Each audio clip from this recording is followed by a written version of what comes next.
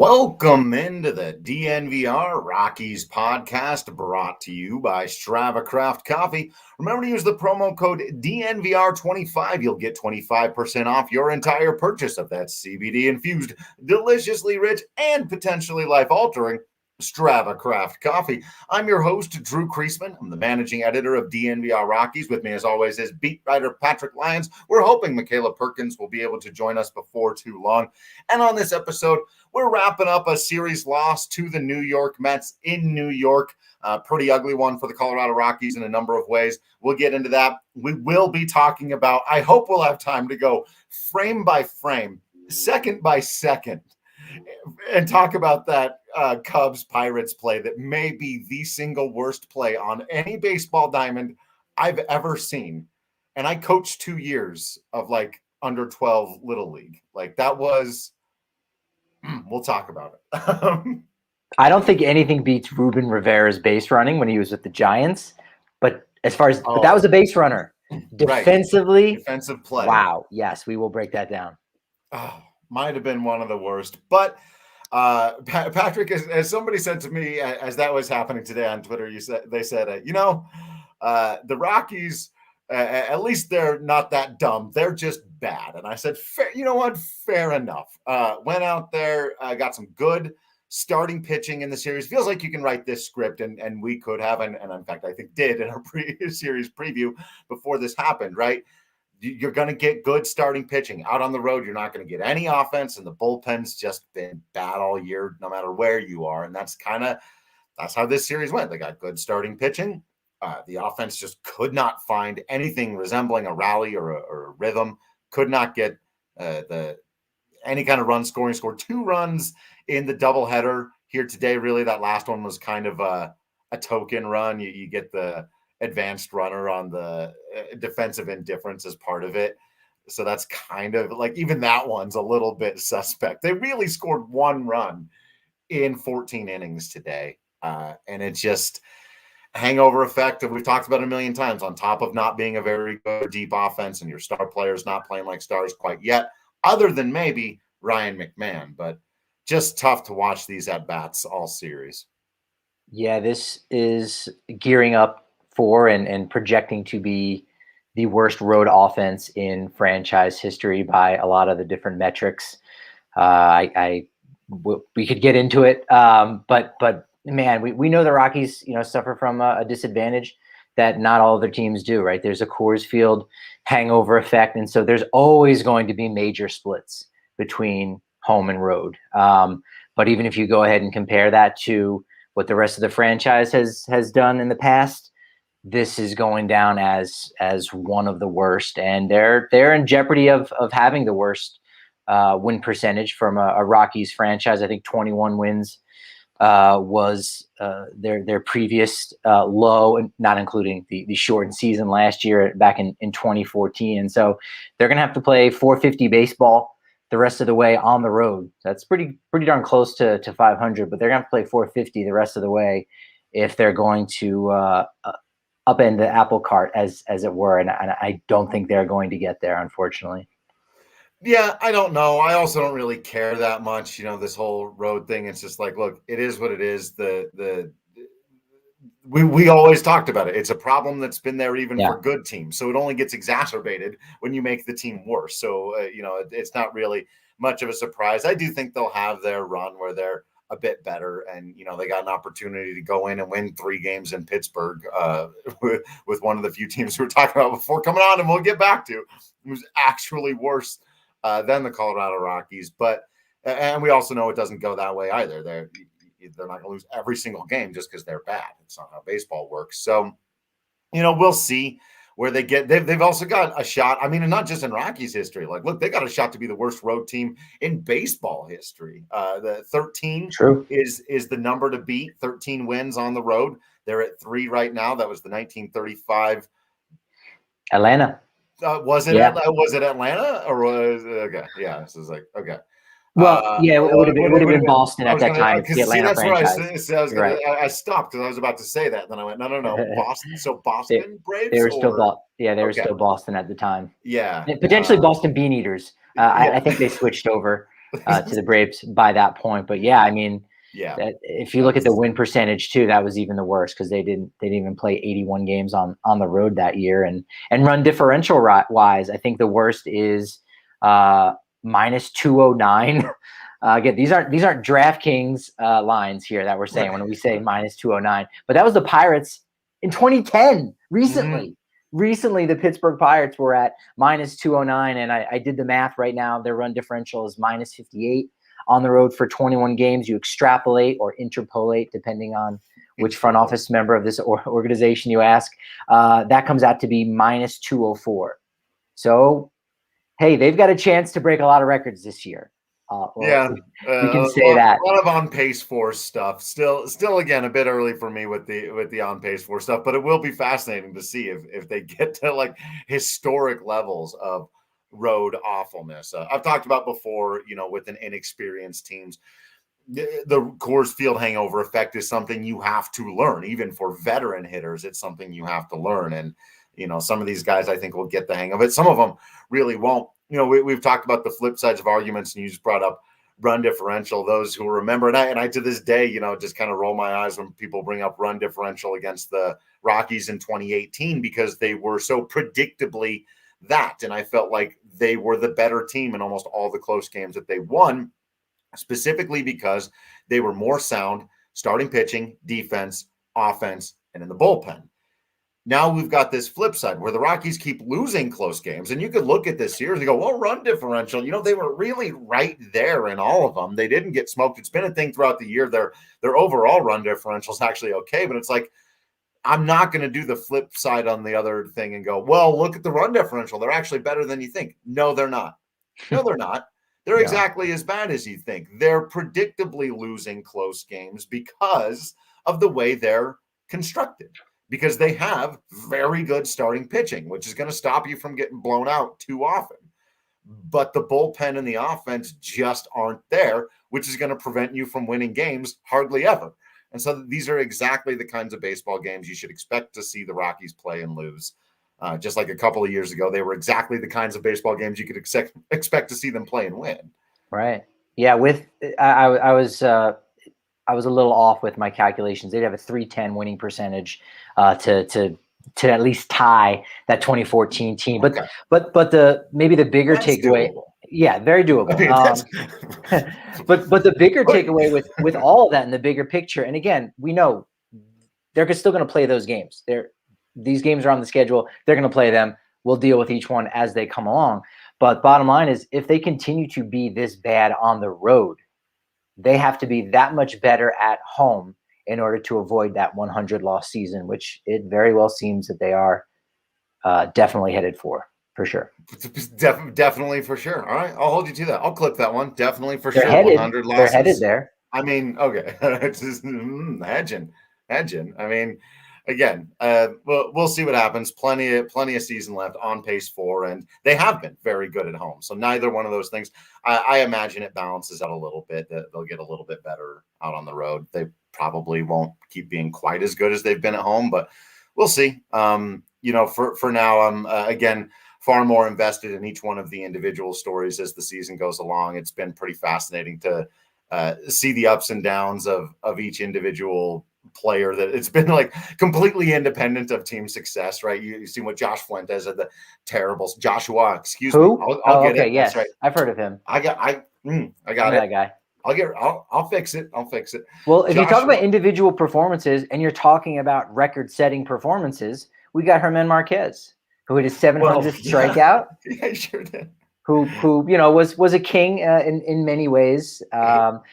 He's also in first with complete games. I don't know if you noticed that, but he has 2 shortened complete games, both against the Mets too. Big old honking asterisk. How about that? A 7-inning complete game and a 6-inning complete game, because this was on the road and the Mets were leading. But he got a 700th strikeout, so he's now only the 6th man to do it with the Rockies.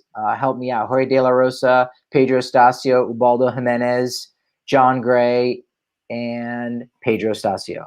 So you sent out the tweet, but got them all. I think I got them all. Yep. And he's the fastest to do it as well. Again, if you look at appearances and starts, and also breaks the record of his hero growing up, Felix Hernandez, the King.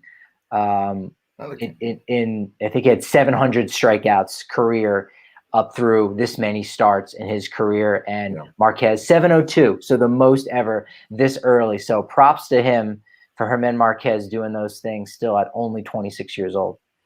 Yeah, if he hadn't made that one mistake pitch, they might still be out there playing game one because nobody was scoring in that thing. But that's really, big stuff. We came into the season looking forward to it, him coming up on these milestones with the strikeouts, and you never know about the complete games, and those are both very strange, and especially to do it in 6 innings. It's just like the weirdest. Yeah, that's considered still a complete game. But when Madison Bumgarner goes out, does not give up a hit, so there are no hits in the game, that's not a no-hitter.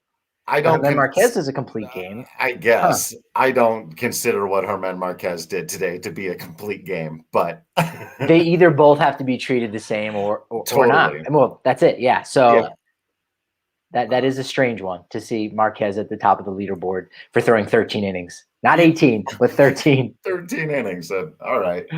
Well, it does look like we've got Michaela Perkins ready to join us on the show. So we will toast. We will bring her in with a toast and a Mac attack. I'm drinking the Hot Peak IPA on this day. I got some Celsius. We actually just got 2 new 15-can samplers. Mac, what's happening? Hello. What's up, guys? What are you guys talking about? Anything interesting? Well, that depends on what you're interested by and how you define interesting. We're talking about the impact on sleeping in a hotel bedroom, and then the impact it has on your bat the next day in a major league game. And we're figuring out that maybe the Rockies traveling secretary is maybe booking them in the wrong hotels. That's the only logical explanation for this right now. Right. Yeah, of course. It definitely is the travel secretary's fault. Who also happens to be one of their analytics department persons and is pulling double duty in the front office. It's actually Joshua Fuentes. He's doing all of those things. He does all of it. And it's Joshua Fuentes. Might get stressed out at the end of the day after doing all that. So then he might want to head over to our friends at Solace Meds, get a little unstressed, get some of the finest herb you're going to find anywhere in the state of Colorado. They got 4 convenient locations for you, 1 in Fort Collins, 1 in Wheat Ridge, 1 off Broadway, and 1 just blocks away on East Colfax from the DNVR bar. So if you're headed down for some Nuggets or Avs playoff action, you're taking in your Rockies afternoon doubleheader, morning afternoon doubleheader, your standard stuff, then you can swing on by Solace Meds right afterwards. Use promo code DNVR20 at checkout. They'll hook you up with all kinds of fantastic promos. They got 20% off Mile High extractions. They got all kinds of, they got gummies. They got some of the best herb you've ever seen in your life. So you'll get 20% off your purchase with that promo code DNVR20 at checkout with our friends Solace Meds. And you might need some of that, Mac. We were talking about that, not only with none of the scoring for the Rockies at this, but there was a moment there where I think everyone was reaching for their Solace medication for about 15 minutes when all we knew was that Trevor Story, not in the game. Then, no, we're leaving. Look, I don't like leaving people on that for too long, and I don't like tweeting that initial news because everybody does what I saw everybody do and goes to the worst possible conclusions. Either he's dead or he's traded. It's just I don't think the dead part necessarily. Dead? Guy's gone. He's never playing again. Last time Trevor Story went out on the road, there was a massive overreaction from, well, I won't say the names, but yes. So we're hearing now, they're saying it's precautionary. Arm tightness, got a little bit of extra information coming out afterwards. We saw it first from Danielle Allentuck of the Gazette, saying, around the elbow situation for Trevor Story, and that it's day to day. The main issue is they're worried about the throwing tightness, that they are trying to be precautionary, but around the elbow, like arm tightness, one thing, like, oh, he's got a little muscle thing in his arm. Oh, okay, whatever. When I read the word elbow, I inhaled a bit deeper there for a minute. But again, we have almost no information about this. So even when it's not a pitcher, you instinctively get a little worried. He had something similar to this, and again, we don't know how similar, but he did have some elbow inflammation down the stretch in 2018. If you remember, I think they were going to LA around that point, late in the year, which came at a very bad time. And now, does this come at a bad time?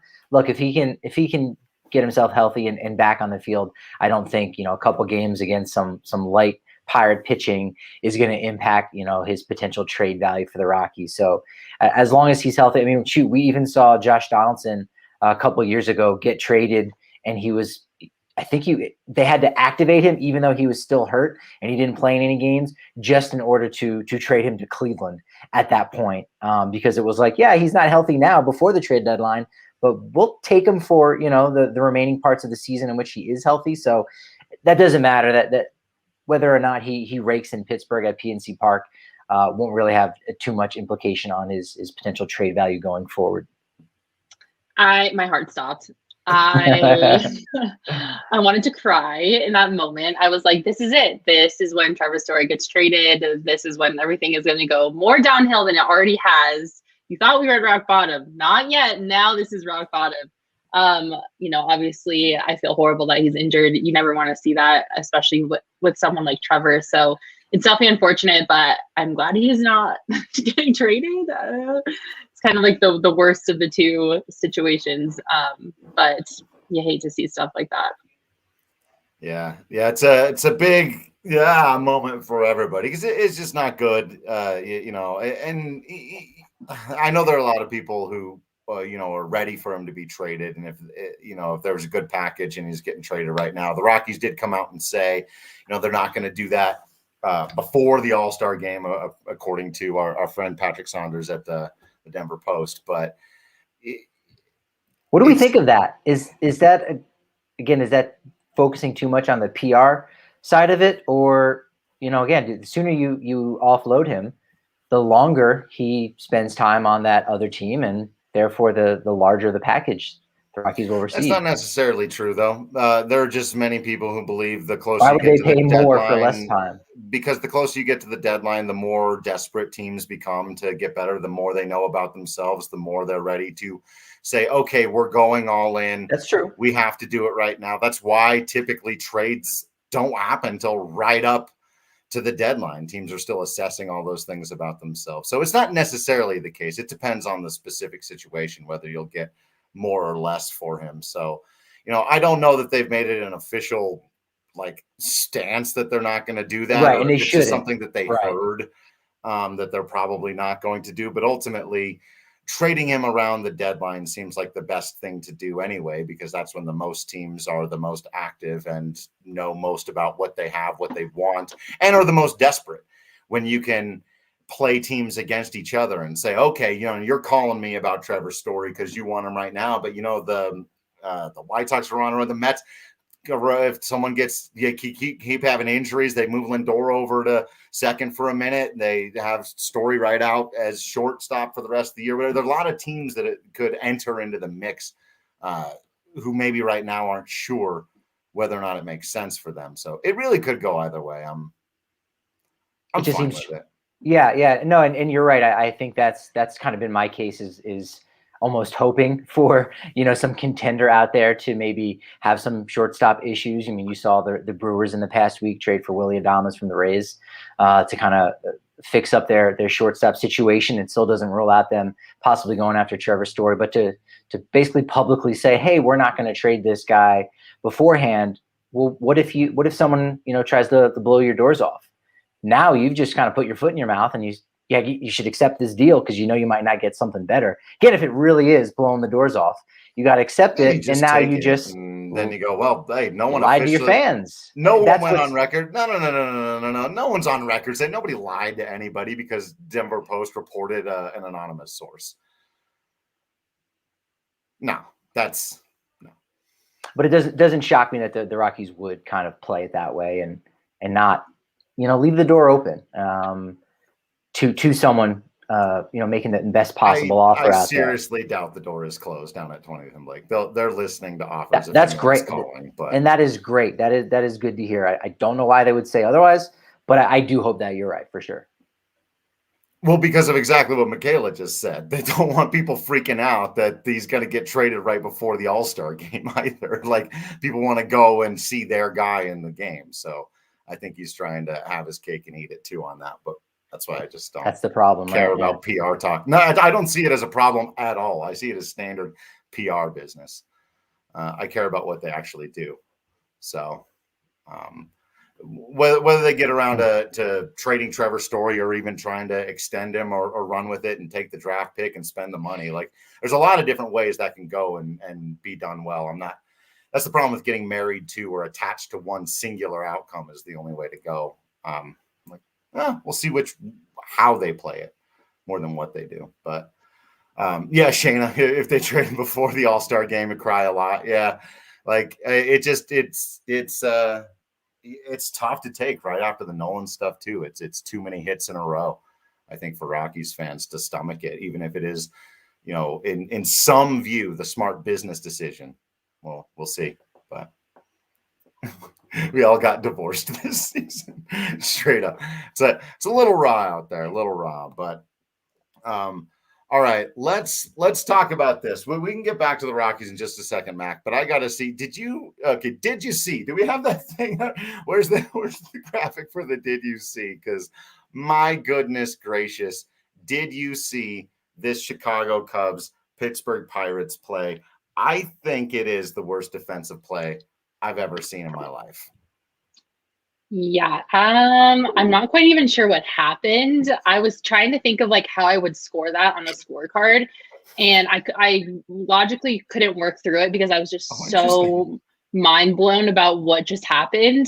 I think like he stole home and scored a run by stealing a base, and then I'm pretty sure there was like 2 errors in there somewhere. It was a mess. I don't know what happened. It was so bad. It looked like T-ball hour out there on the diamond. They were. I mean, holy cow. I have never seen anything like that in Major League Baseball. I'm not sure. I genuinely don't know what happened. If it was a communication error or just like mental, I don't know. It was so bad. What's funny is that if you're keeping score, it was actually just E2. That's the crazy thing. Yes. Because so now again, when you see E2, what that makes you think of is Javier Baez. So we'll play it down. I'll explain how it looks in the scorebook, and then we'll talk about what actually did happen. I'm going to go frame by frame on this dumbass thing. So the scoring play was E2, and it makes you think, okay, Javier Baez laid a bunt down with a runner on second base, picked the ball up, threw to the first baseman, and airmailed it, threw it over his head, and that's how Javier Baez got to second and how the runner scores. Makes sense. Go, that happens.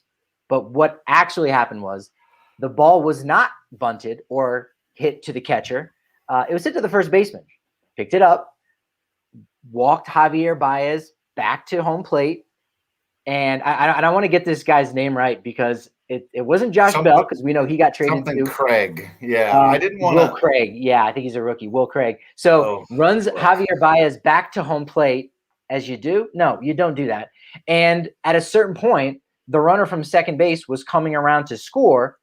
There's 2 outs in the innings, mind you, 2 outs. And instead of tagging Baez or even turning around and walking back to first base, he throws it to the catcher and the runner is safe. Then the catcher throws it over the first baseman's head or the covering second baseman. So, okay, look. There were 2 outs. All he had to, it doesn't matter if the guy. It doesn't matter if the bases were loaded and all 3 guys. All 3 of them had run and touched, and we're still standing there on home plate. Exactly. You go and hang out in the dugout, touch first base, and all they had to do was get to first base before Javi Baez did. The number of mistakes that had to be lined up in sequential order for this to happen absolutely blows my mind. Because as Patrick said, as the second now, it really, really does tickle me the number of people who were running with like, wow, Javi Baez, as though that was the takeaway from this play. Because every once in a while, if you watch as much baseball as we all do, you probably see this once or twice a year where a guy, and it's usually when there's like a runner on third and there's one out and there's a ground ball hit on the infield, and then this kind of starts to happen, and they'll run the guy back. There's a reason to stop running to first base. You don't see it very often, but every once in a while you'll see a runner do what Javi Baez did, which was a little bit smart, but with 2 outs, 99.99% of the time, that's not going to result in anything. The first baseman just has to turn around and tag first. It doesn't matter. But what's wild was they had several opportunities to make it right. Like you said, they run them back there, but then even as he slides in, you can still just tag Baez. You can run back you can race him back to the bag. Where's the second baseman? Why is he not standing on first base? Is he playing free safety at this particular moment in the play? What is he covering? There's nobody else anywhere in play. And the second baseman is late getting over. The catcher standing there like, why do I have the baseball right now? What possible reason could you have to have thrown me the base? That was absolutely wild. Because again, if there's one out, it's a bad play because the play's right in front of you. You've got to see the guy coming home. And the cardinal rule in any rundown is what? Don't let the guy advance. You can't let the lead runner advance. The play's right in front of you. And it's even that much worse when it's home plate. So you've got to get the catcher the ball. If you think there's one out, just get the catcher the ball immediately. No questions asked. But with 2 outs, that was the dumbest thing. I think that was the dumbest thing I've ever seen on the baseball diamond. And remember, I've been watching the Colorado Rockies very closely for most of my life. The Christian Friedrich, Mike McHenry overthrow, the wild pitch that led to 3 runs scoring, including 1 first base. That's how that happens. But I think Drew, you and I probably haven't seen a play as silly as that because we typically only watch Major League Baseball and some minor league. But Michaela, you would have probably seen something similar to this back in your high school days when you were a manager on your team. I imagine. What was the closest thing? What's the closest you've ever seen to something like that? There's nothing that comes close to that. All they had to do was touch first base. They literally just had to get 1 more out, and they did not manage to get the out. I've never seen anything like it in my life. High schoolers can play better defensive baseball than that. Yeah, and typically do. Yeah, I have never in my life. That's all I got for you, folks. Like I said, and I think, Patrick, you tweeted this out today and it's long been the case, for however lonely or desperate or angry or hopeless you may feel as a Colorado Rockies fan, you can always look over at the Pittsburgh Pirates and go, at least it ain't that. And they're playing them tomorrow. Yeah. So go there. As rough as the last 3 games have been for the Mets, and granted, one of them was against Jacob deGrom, and hey, Marcus Stroman's not so bad at all. As rough as they've been hitting on the road, especially against a depleted Mets team, you go, still, they're going to Pittsburgh to play the Pirates. This is their chance to win a road series. It's not because of the Rockies. It's because of who they are playing. This is an opportunity. Let's go. Race. I do not share the positive. Do not. No. The Rockies are 3-20 on the road, and they've been outscored 117 to 59. Yeah. They don't do anything when they're on the road. So I don't even think I can confidently say that they win the series against the Pirates. I have no idea. So they win a game? Do you think they win a game in Pittsburgh? Yeah, well, Pittsburgh's not that great at home either because they're Pittsburgh, but sure, I'll give them 1, but that's a very hesitant sure.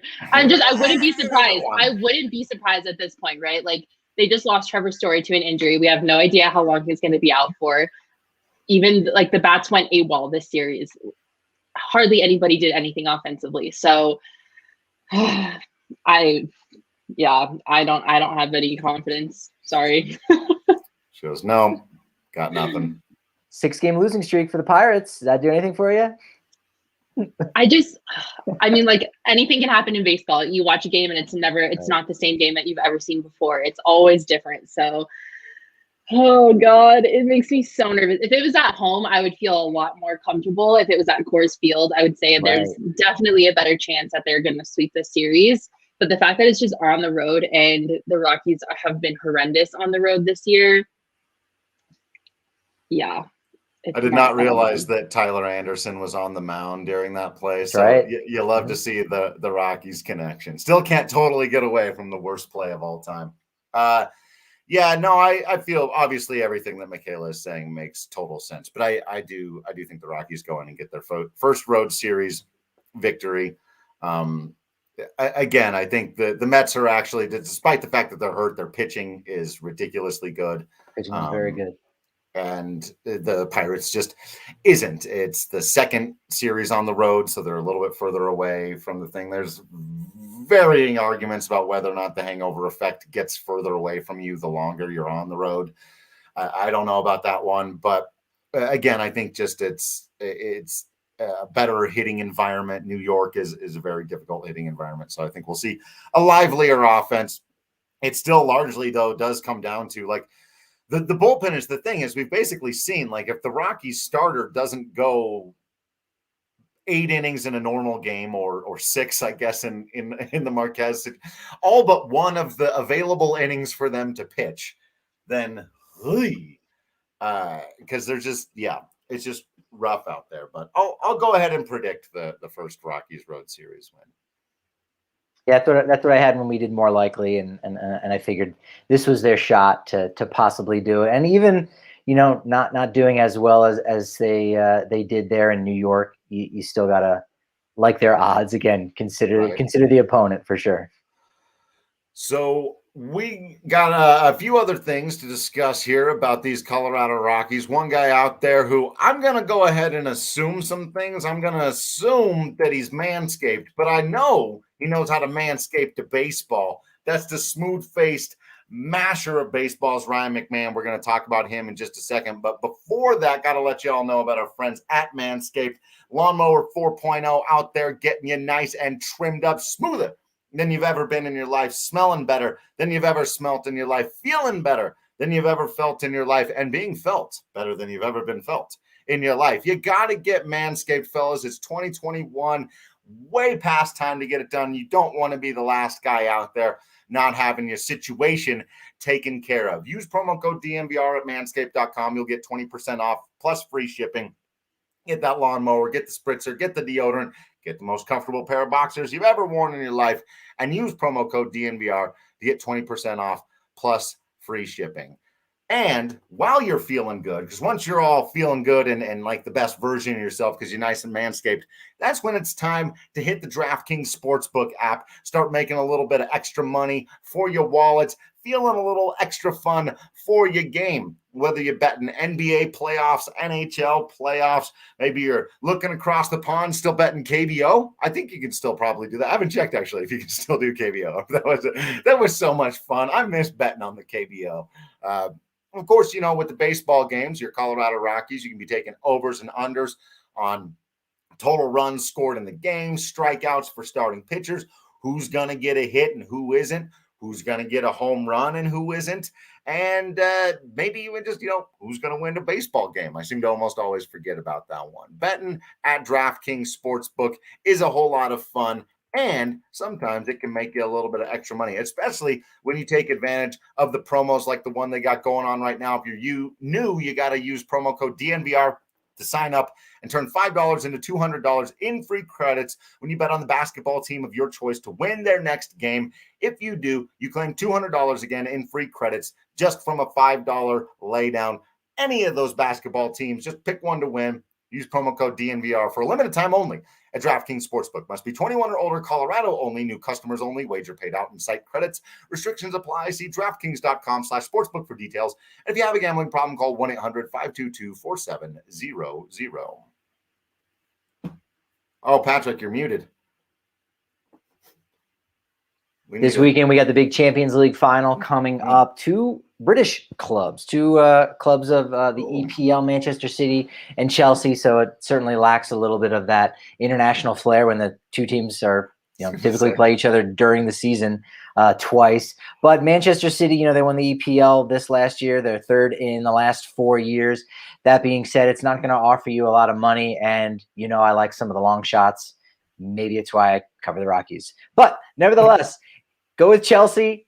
Again, it's plus 360 there. Go with them. And if you're looking to get a little action in on the goals, Sergio Aguero, plus 480 on the first or last goal. And if you really want the American flair to it, Christian Pulisic for Chelsea, plus 1,000 on that. So even if you're only throwing a buck down, you're going to have some big payouts, and you're going to enjoy that game. And you're going to become a fan of Chelsea and not root for the big dog, not root for the team that's got all the money and that has become the LA Dodgers of the English Premier League in Manchester City. So that's my DraftKings Sportsbook pick of the week. Chelsea plus 360 and Christian Pulisic with either the last or first goal in the Champions League final plus 1,000. Love it. Love it. Making the people some money out there. I'm going to have to tune in now. It'd be like if we held a worldwide all the baseball teams tournament and it came down to the Yankees and the Red Sox. And you'd be like, damn it. Yeah. Man City and Chelsea. Okay. Used to be a Chelsea guy, so I'll roll with it. But all right. Now comes for a new segment that I know we don't have graphics for, but I think we're going to have to make this a regular segment. So I'm calling it Mac on Mac, because our Mac ain't going away. Rockies Mac ain't going away. One of the very few bright spots in this series for the Rockies. Michaela doing it with the barehanded plays, doing it with the defense, smashing bombs. Let's get this guy in the All-Star game, huh? He definitely deserves to go to the All-Star game so far with everything that we've seen this season from Rymack. He looks incredible. Defensively, especially, I really like what I see from him. I mean, his defensive war is just, I don't know the stat off the top of my head, but I mean, and then he comes up in the big situations when you need it, when you need a bat in a lineup, he usually is the one that can show up and show out for the team. So I would love to see Rymack in the All-Star game. He is one of the few people on the team that actually make me excited to watch the Rockies. And then one of Colorado's 3 hits came from Ryan Mcmahon in the first, during the first part of this doubleheader. So just making, chipping away, making little contributions when he can, in a team that's just struggling right now. So you'll have to see Ryan Mack doing well. And I think that maybe the biggest surprise for those that, really weren't aware of Ryan McMahon, and, we've been talking about it, Ryan McMahon on the podcast for a few years now. And numerous people have reached out to us saying, hey, especially at the beginning of the season when it came to their fantasy teams, they're like, what's up with Ryan McMahon? Like, yes, this guy is the next star. So I think people maybe had some inkling. And again, anytime you're talking about the Colorado Rockies, you're like, okay, this guy is probably going to put up some decent offensive numbers. But the bigger element to his game that he's really shown here this season has been his defense, as you said, Michaela. And, we particularly, we've seen a couple barehanded plays that he's made that's just been outstanding, Arenado-esque. And that name, has to be uttered here because that's what these plays are comparable to. The play that he made on Monday night, we alluded to it on Wednesday's podcast, on Wednesday's podcast, talking with Drew Goodman, and the barehanded play. When you see the slow motion, you begin to realize a little bit better how difficult that was, because he caught it in his hand, and then as he's throwing it, he changed his grip on the baseball all in a half a second. That, as you watch it in normal time, you can't pick that up. So he's doing some fantastic things defensively, and I think, when you play for Colorado, there can be some of those expectations, and to know that he really is starting to fill those shoes. Nolan Arenado, we don't know if he'll get there entirely, and he doesn't necessarily need to. But you know what? In this period of time, the first 2 months of the season, you go, he's actually filling those shoes pretty darn well. And for that, he's definitely the favorite, I think, right now to be, the Rockies' lone representative in the All-Star game so far. Yeah, I mean, he's been their best all-around player, and there's really no question about it at this point. There was some, obviously early on, you could just say, hey, hot start. And then he goes through his cold stretch, and you're going, okay, well, He's been there. Story hasn't been the best version of himself, but maybe on, kind of resume and reputation, you're still leaning towards Story. But at this point, Story just really hasn't broken totally out and gone big. And Ryan McMahon has gotten out of his cold stretch and gotten hot again. Had a nice series here in New York when nobody else with the bat was having a nice series. Took Jacob deGrom deep, as we talked about, with a big swing. So it's like, yeah, I think if the Rockies do just have one guy in the All-Star game right now, it should be McMahon, even over Story. Yeah, I totally agree. It's not even a question in my opinion. I think Rymack deserves to go most out of anybody on this roster. He's playing such good baseball. It's hard to kind of deny, everything that he's contributed to this season so far as both a defensive player and an offensive player as well. I think we sort of know that he's going to be an all-star for the Rockies this year. What we don't know is if he'll be starting third baseman. And that is where everyone watching this and everyone listening to this has a vote. It starts a week from today, believe it or not. June 3rd is when you can officially start voting for the All-Star game. And it's now you no longer have to go to the ballpark and you get those ballots and you have to punch the little chads out and you turn it into an usher. No, you can just go online and vote like 15 times a day per account. It's a little crazy, but you know what? Stuff those ballots, Colorado. Stuff those ballots and have your guy, the starting third baseman, in the All-Star game in your ballpark, and not the guy in St. Louis, not the cousin, the Cardinal cousin. No thanks. That doesn't sound familiar. Yeah. Let's do it. Let's get it done. Rymack should be the starting All-Star at third base. Especially if he keeps playing like this. So, as Patrick said, get out there, stuff the ballots. It'll put a big smile on all of our faces if that happens. And hey, all of our smiles brought to you by our friends at Green Mountain Dental. Yours should be too. They're the absolute best damn family-owned dentist in the Denver metro area, located just 15 minutes outside of downtown Denver over there in Lakewood. They'll hook you up with a free Sonicare toothbrush when you schedule a cleaning, x-ray, and exam today. They'll also just treat you like family, make sure you're nice and comfortable and secure getting your dental work done, feeling good. Whatever you need, they can either do the thing or they can hook you up with someone. You know how the dentistry works. They know the right people. That's what you want to. But they treat you like family. They treat you with respect, and they talk sports with you. Gotta love that. So check them out today at Green Mountain Dental. And yeah, Shane, I think it would be interesting too if they decided to throw him over at second base, because there's maybe less competition there. I want the competition though. I kind of revel in it. I'm like, he's played more third base, right? And with Rogers back, I think he's going to be playing less and less second, depending on what happens here with Story. We'll see now, as Mac was saying. But it'd be fun to see him start at second. It would be satisfying to see him start at third. Very much so. And is it a little too early to think about him being in the home run derby? Oh, now again, he can't start at third base, and him just being an all-star, you go, that's fantastic. But icing on the cake, you got to have one of the Rockies players in the derby. McMahon being there, that's I like the sound of that. That would be fun. Yeah, I'd watch that derby for sure. Yeah, I mean, I think we're probably all going to be watching the derby, but yeah, with very now I want to see that. I think he'd do well, and I think he's one of those guys who wouldn't totally screw with his swing either. Where Charlie Blackmon's like, "Don't do it, messes with your swing, man."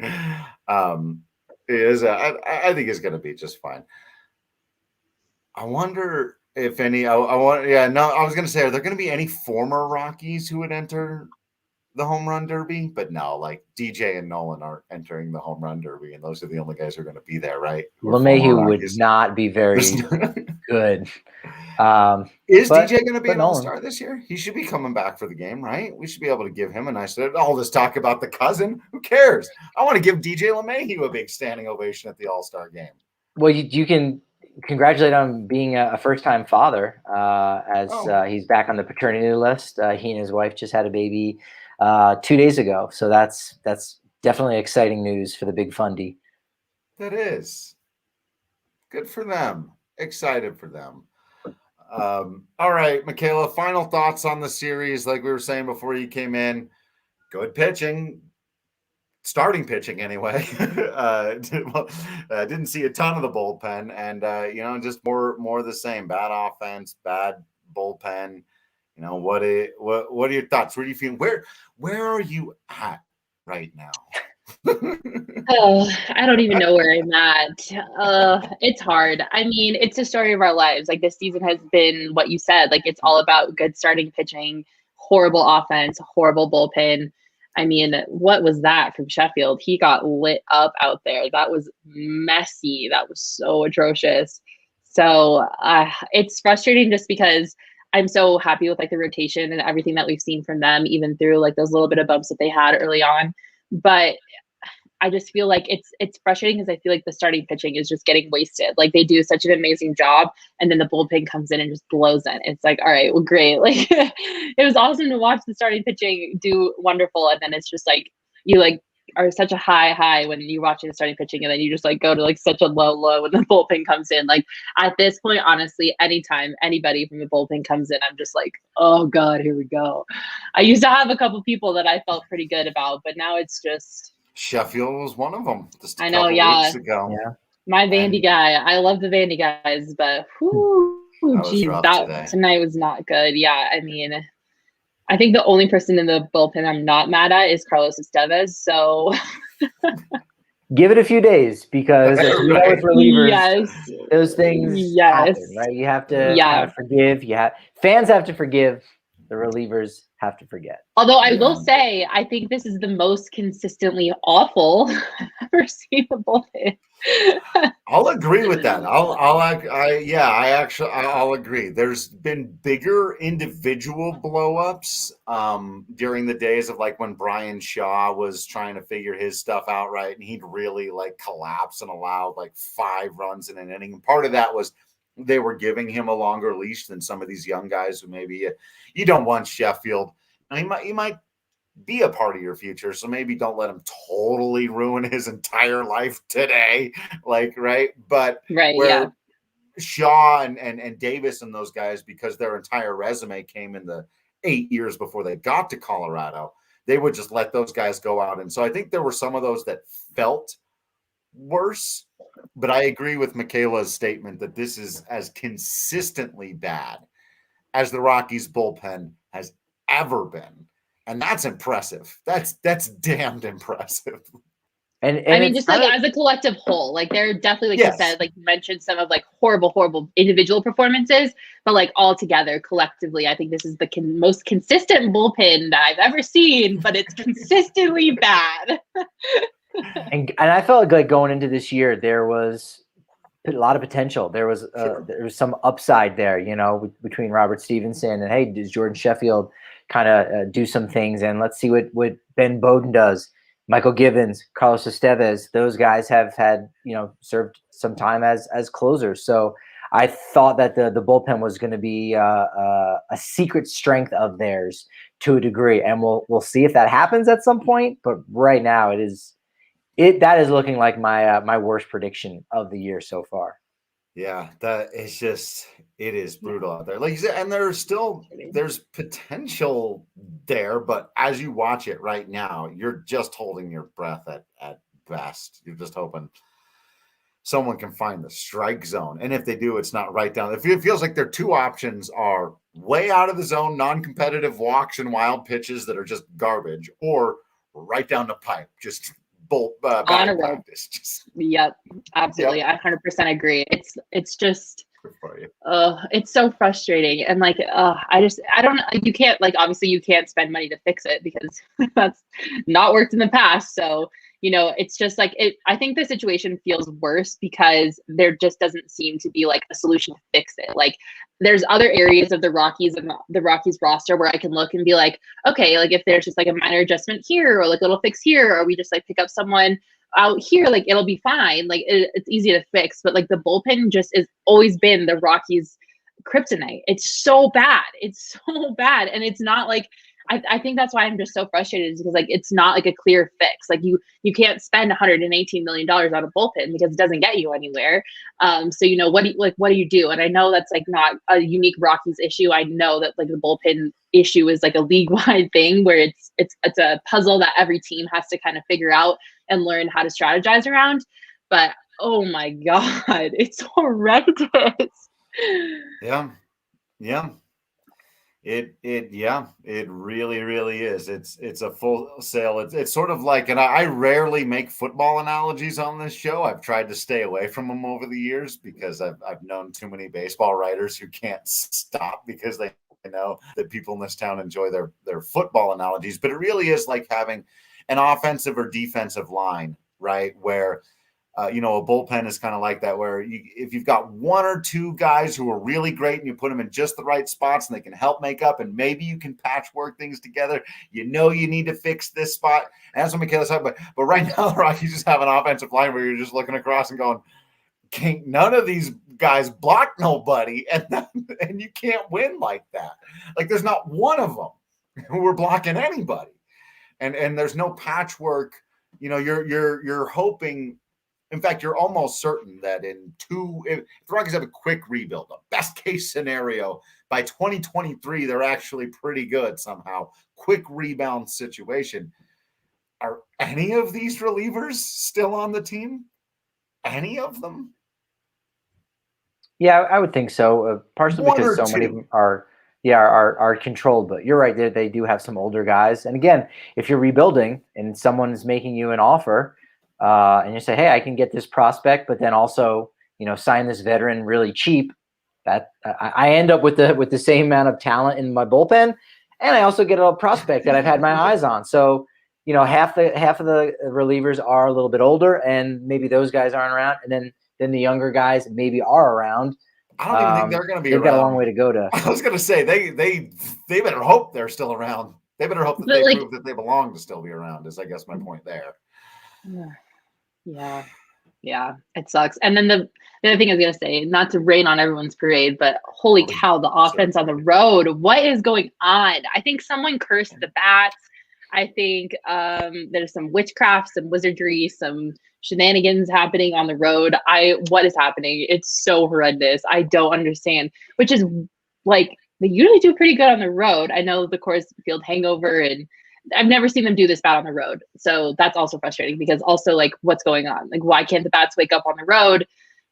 What is this hitting slump that they seem to be in whenever they leave Coors Field? It's just, I don't know. Your eyes don't deceive you. Your eyes don't deceive you with being the worst team the Rockies have had away from home. Now I don't have the updated numbers after today's two rough outings, but going into the day, they were batting .203 on the road. So they are most certainly batting under 200.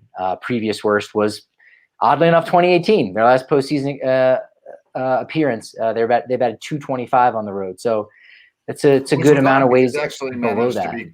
They had a winning record on the road that year, which is interesting. But again, they had a pretty good bullpen and great pitching. But yeah, have you guys ever seen a team like this that's so bad on the road with the Rockies? I can't think of any team in the past that has done this bad on the road. Oh yeah, I've seen the Rockies do this before, not for a full season, but yeah, for a couple of months be this bad on the road. Yeah. If this goes for the full season, I can't think of it. Then no. Yeah, no, you're right. I think in a way that's a hard question for us to answer in a way, Michaela. It's a great question, because for any other team, if you're a fan of any other team, or if you're covered any other team in media, you could look at the Rockies and you go, yeah, this is most definitely the worst road team I've ever seen, or very close to it. But because the Rockies have typically had these challenges, it's not that far of a stretch. And so, yeah, statistically, it does play out as the worst right now. And I do think that it really will continue. I don't know if it'll be that bad, but I don't think it's going to get that much better.